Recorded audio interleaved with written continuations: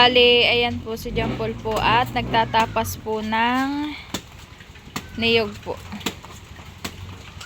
At kami po magugulay po ng sinantol. Iyan po yung napulot po niya kahapon.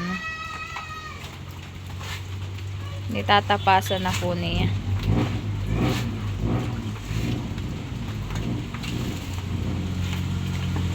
May tubo.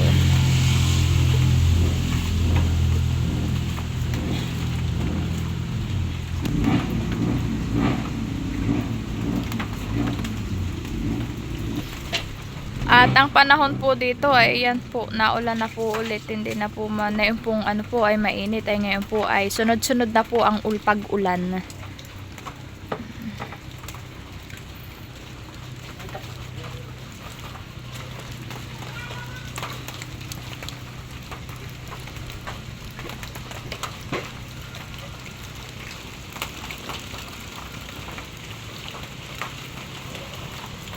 Ito po yung pinagtapasan po ng niyog. Yung pong isa pong igagata po namin ay may tubo po siya. May tubo po pala. Ito po. Ito na po yung pinagtanggalan po sa bunot. Gawa po na yung pong iba pong niyog ay pag po nalaglag at gangon na po yung pong magulang na ano po. Yung pong nakalog na ay minsan po ay nagkakaroon po ng ganitong tubo sa puno palaang po ay may tubo na, kaya po hindi po maiiwasan na wala pong ganito ang ibang niyog. Malaki-laki na din po. At ayan po, nagpapakulo na din po kami ng sinantol po. Ayan po yung santol na binoro. Pinapakuluan po ni John Paul at pagluluto po nila dito ay iba po. Kuha po ng, sa amin po ay ni lalamas-lamas lang po siya sa tubig po para po mawala po yung asim. Ay dito po ang gawa po nila ay pinapakuluan po nila ng slight lang naman po, konti lang po, tapos po nawawala po agad yung pagkaasim po niya. Kaya ayan po, sinalang na po. Nakulo-kulo na din po. At ayan po yung ilalahok po namin. Ayan po ay nahuli po nila dyan po sa sapa. Anong ginamit ninyong panghuli dito? Tain. At sila po ay gabi po sila ng huli.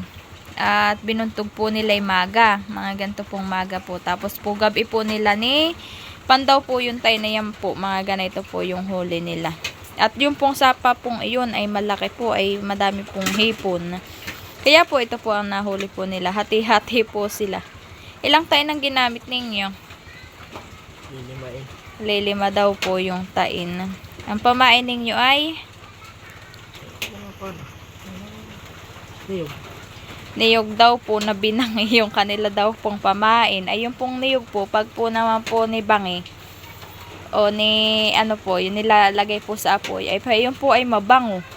Kaya po siguro po madami po silang nahuli po, ito ay gawa nga po ng madami, ano po mabango po yung niyog na pamain. Ay yan po ay tinanggalan po ni yan po ng mga sungot-sungot po yung pong ulo, at gawa po ng ang kinain nga po na yan ay yung pong niyog, ay yung pong niyog ay ano binangay pa po nila. Malalaki po ang sipit, mahahaba. Mahaba po pala. Tapos po, yan.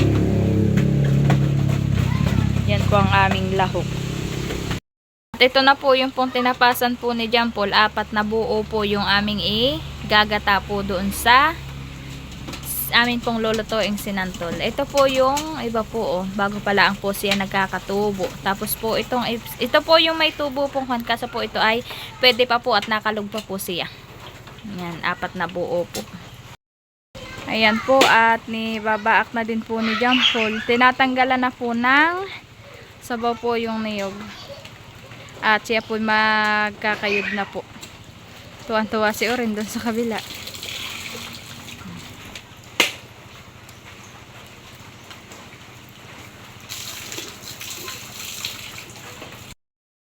Ito po yung pong may tubo. Ito po yung masarap pong kainin. Maliit pa naman po yung kanyang tubo. Ito po itatanggalin po ito. Tapos po yung isa naman po ito po. Parang ito yung kinuwan sa buwan kung tawagin John Paul. Nag-uumpisa na po si John Paul pong magkayod po ng niyog.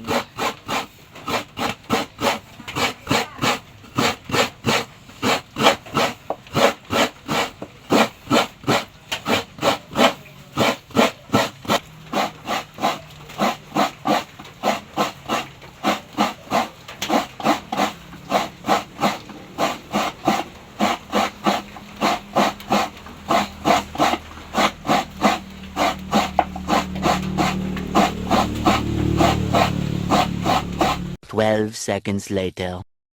Ayan po, at si John Paul po ay nagpipiga na po na yung pong kinayod po niya na niyog.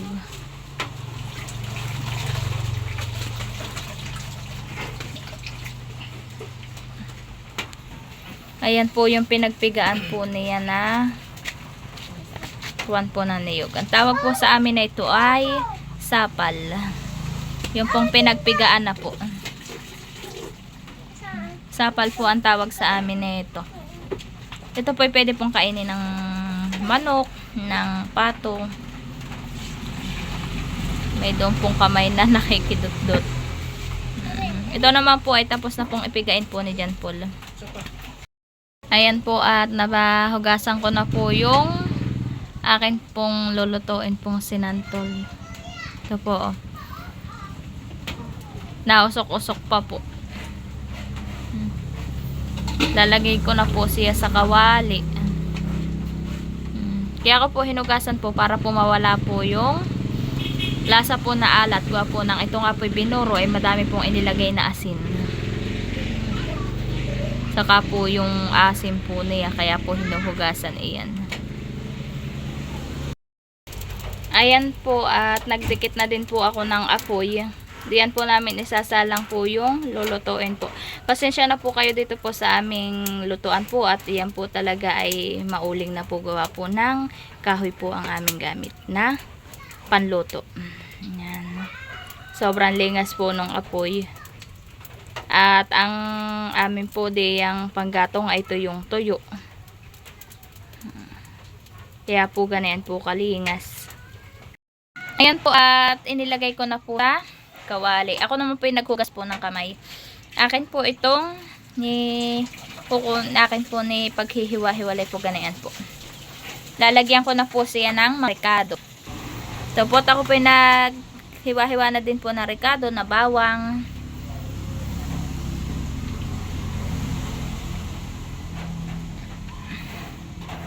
Saka po luya. Pinitpit ko lang po yung luya. Yan. Saka po lalagay na po yung yan po, inilagay na po yung pangalawang gata. Sasalang ko na po siya sa apoy. Ayan po, at naisalang ko na.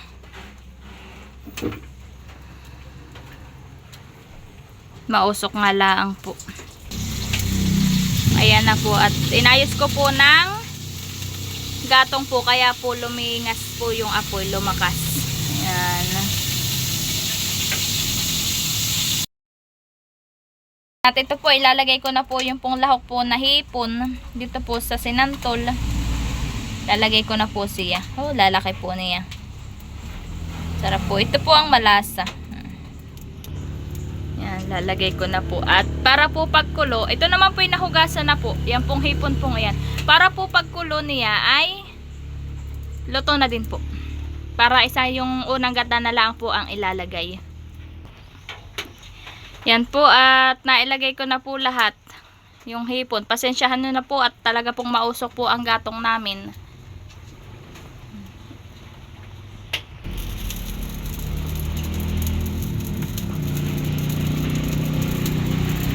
Yan, nakulo-kulo na po. Hindi lang po namin nalagyan po ng ricado po na tanglad, at dito po yung mahirap po ang tanglad po na tanim. Hindi po tulad po doon po sa kinamama po na madami pong tanim po si mamang tanglad. Ay dito po ay Pag po ganito pong maulan ay nawawala po ang mga salay na tanglad na tanim dito at na tutunaw po.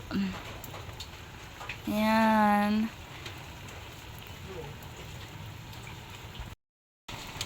Ayan po at nagkukulay orange na po yung inilahok ko pong hipon. Guwapo na siya po'y naluluto na. Guwapo nang nakulo na po itong atin pong isinalang na sinantol na gulay.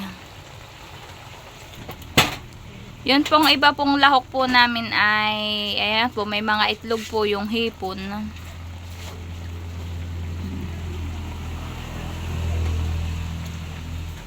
Akin pong hahaluin po at papailalimin ko po itong hipon para po siya ay mabilis pong maluto.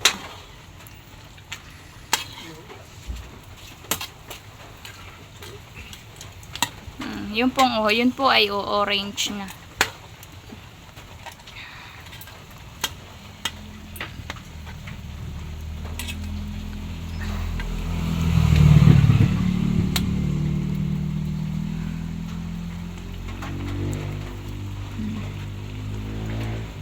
Yan po yung pangalawa pong gata ang ipanluluto po yung ano. Pag po yan po ay naiga-iga na po, saka lang po ilalagay yung unang gata po.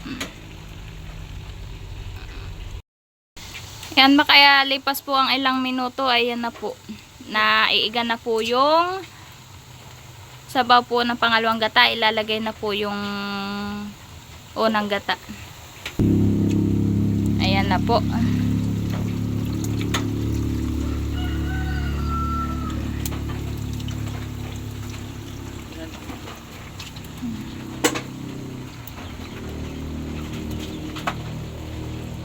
Nailagay na po.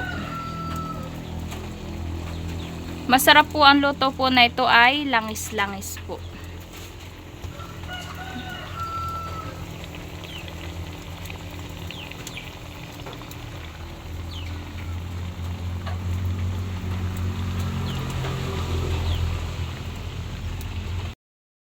Ay, haba pong ako'y nagluluto po ay si John Paul po ang tao po dito sa ating tindahan. Siya po ang tao po dito.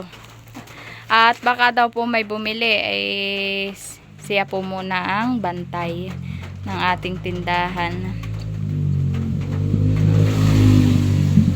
At ayan po.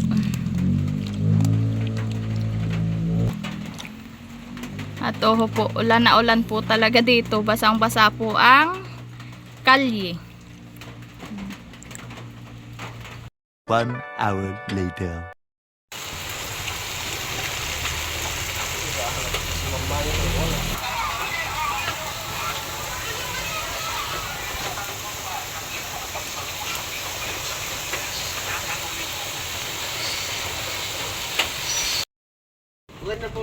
Ayan na po, luto na po yung sinantol po.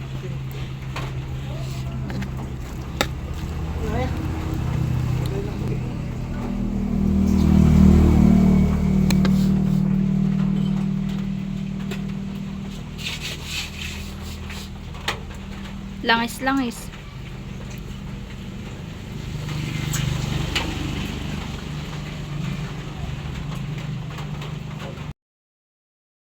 Ayan na po at nakain na po ako. Nagkuha na po ako ng ulam at nasinantol po. Tapos ayan po, nakain na po ako. Kain po tayo. Nakakagutom po at gwapo ng langis-langis po yung pagkaluto. Tapos po ito po yung hipon na malalaki po. Ayan, kain po tayo.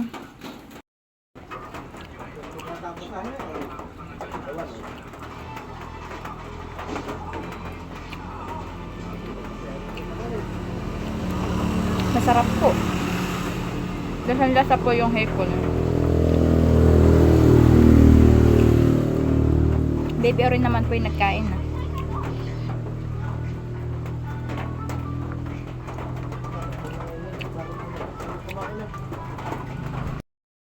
Ayan na lang po ang natira po doon po sa niluto po nating sinantol. Kami po yung nakakain na at nagbigay na din po kami sa kapatid po ni Paul ng gulay. Kaya ito na lang po ang natira.